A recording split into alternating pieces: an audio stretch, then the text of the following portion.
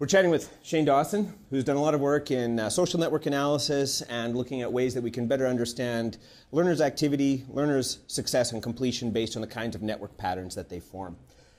So, Shane, looking at the kind of work that you've been doing over the last 4 or 5 years, what are some of the activities around learning analytics that you're most fascinated by?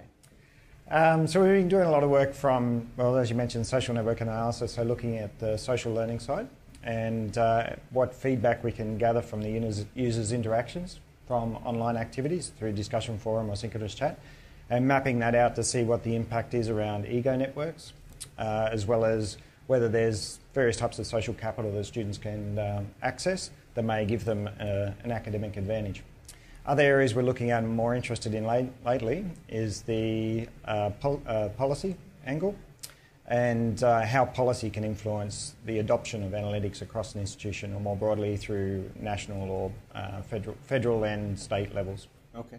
Now what about when you're doing especially social network analysis, what kinds of tools or technologies are you using to conduct that kind of research? Well, it depends on where the setting is placed. So if it's in, traditional one is the learning management system. So we're extracting that out using a tool called Snap, which is the easiest way, which is actually acts like it is a bookmarklet, which just scrapes the discussion forum activity and then builds relationships up there. Post that, then there's many network analysis tools like Netra or UCNet that you can play around with. That's the quickest way we would access the data there. Now with the range of tools now growing in availability for educators, from social network analysis tools that are dedicated to different kinds of analysis to where you can take form data or log data and import it into Gephi, or you can start looking at tools like Tableau or Netra or any range of different tools and technologies.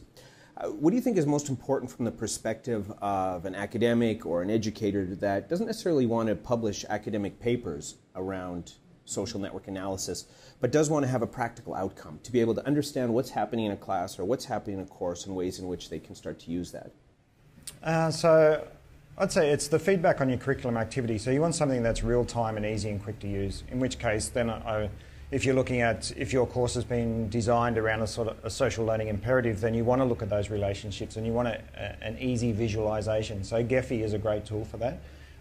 Even the Martin Delart's NAT tool, the network analytics tool he has, is another one where you can build in some qualitative aspects to it. So you want something then that you can keep a track of, you can look at interventions, you can look at, basically it becomes a portfolio of activity. And that way you can get feedback on your curriculum activities and be more interventionist. So with the work, so you've talked a little bit about the research that you're doing, both in social network analysis as well as on the policy side, a little bit about the tools and technologies or methods that you're starting to use. What would you say has been the most significant set of outcomes or insights that you've gained, particularly around social network analysis?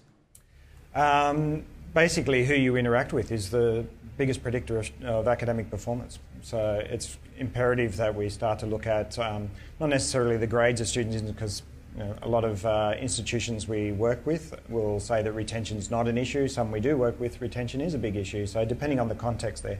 So you still need the diversity of the classroom. So you want students to break down and work more with each other, regardless of self-selecting into their academic profiles, if you like. So high-performing students will only talk to high-performing students. They don't go down and talk to middle or low-performing students. So you ended up with stratified layers in a classroom. So I think from a social networks perspective, and even a Vogotskian look at it perspective, you want to break that stratified layer up and get more interaction in classrooms. And I think that's the biggest thing that social network analysis can start to help us with. Great, thanks.